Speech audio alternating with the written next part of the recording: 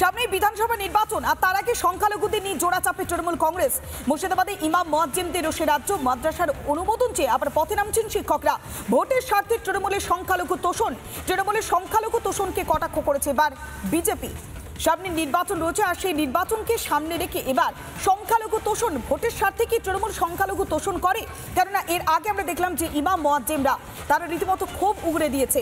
মাদ্রাসার অনুমোদন চেয়ে পথে নামছেন শিক্ষকরা।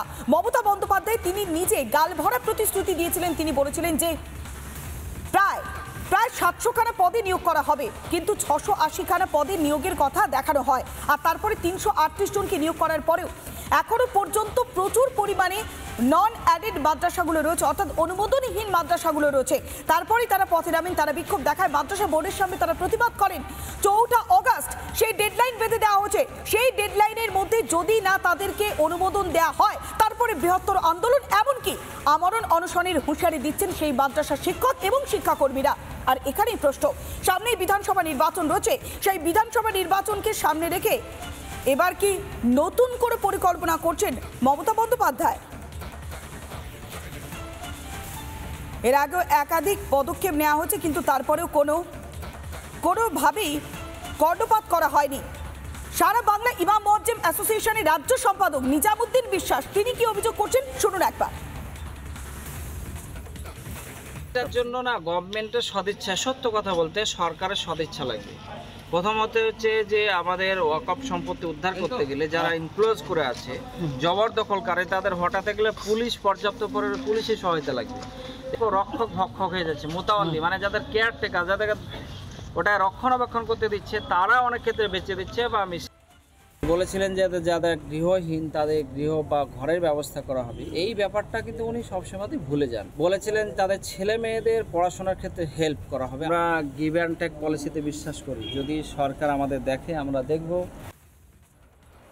বারবার অভিযোগ করা হচ্ছে যে সংখ্যালঘুদেরকে তোষণ করা হয় শুধুমাত্র ভোটের স্বার্থে। যখনই ভোট মিটে যায় তাদের কথা ভুলে যায়, যেমন ইমাম এবং মুয়াজ্জিমরা হোসেন তারা অভিযোগ করছেন। আবার অন্যদিকে যে সমস্ত নন অ্যাডেড মাদ্রাসাগুলো রয়েছে তারা অভিযোগ করছেন প্রতিশ্রুতি দেওয়ার পরেও প্রতিশ্রুতি পালন করা হয়নি।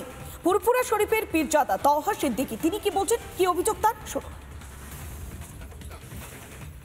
যদি বলেন 100% কাজ ফুরফুরা উন্নয়ন করে দিচ্ছি, এর চেয়ে বড় বেইমানি আর কিচ্ছু নেই। এই যে মুসাফেরখানাটা আছে না, এই মুসাফেরখানাটা আজ থেকে 7 বছর আগে তৈরি হয়ে গেছে। ওখানে এখন পর্যন্ত একটা কোনো 1 সপ্তাহ আগে পর্যন্ত একটা কুকুর ঢোকে নেই। এত বড় বড় গাছ হয়েছিল। আজকে যতটা মুসাফেরখানা দেখলেন শুধু মুখ্যমন্ত্রীর ওসিলায় আবার তারা পড়ে যাবে মনে হচ্ছে। আমি তো আপনাকে বলছি, মমতা ব্যানার্জি কি আর বলবো, আমাদের বাড়ির যদি 6টা ছেলে মেয়ে হয় আমরা তাদের খবর রাখতে পারিনি। আর মমতা ব্যানার্জি বাংলার খবর রাখবে কি করে বলুন?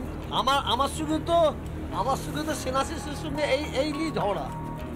উনি 14 বছর উনি এই এলাকার হচ্ছে এমএলএ। আমি তো চ্যালেঞ্জ করছি, উনি 14,000 টাকা খরচা করে যায়, প্রমাণ করুক না।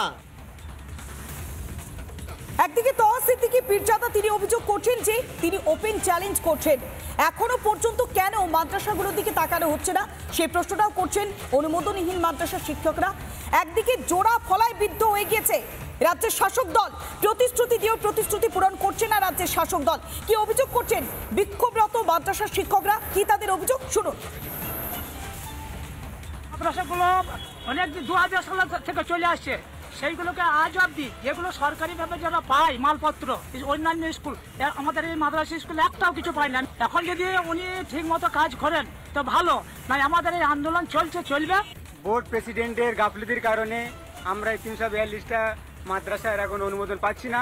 আমরা মুখ্যমন্ত্রীর কাছে পরবর্তী পদক্ষেপ আমরা বোর্ড প্রেসিডেন্টের পদত্যাগ চাইব। অল বেঙ্গল ইমাম মুয়াজ্জিন অ্যাসোসিয়েশনের সম্পাদক নিজামুদ্দিন বিশ্বাস যা বলেছেন সেই সঙ্গে আমি একমত।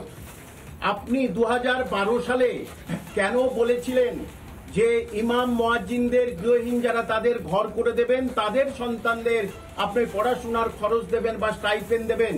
তাহলে যেটা 2012 সালে কথা দিলেন সেটা কিন্তু আপনি কাজে আনলেন না, পর্যবসিত করলেন না। তো সরকার স্বীকৃত সেই সরকার স্বীকৃত মাদ্রাসাগুলোতে বহু বছর নিয়োগ হয়নি কেন? বিজয় মিছিলের শিকার হলো ছোট্ট তমান্না, তাকে কোনো সাহায্যের হাত বাড়িয়ে দিয়েছেন? ভোট বাক্সের জন্য আপনি সংখ্যালঘুদের ভালোবাসেন। নানা ধরনের কন্টেন্ট দেখার জন্য লাইক করুন, শেয়ার করুন আমাদের ফেসবুক পেজ, সাবস্ক্রাইব করুন আমাদের ইউটিউব চ্যানেল। পাশাপাশি অন্যান্য ব্রেকিং নিউজের জন্য অবশ্যই চোখ রাখুন রিপাবলিক বাংলায়।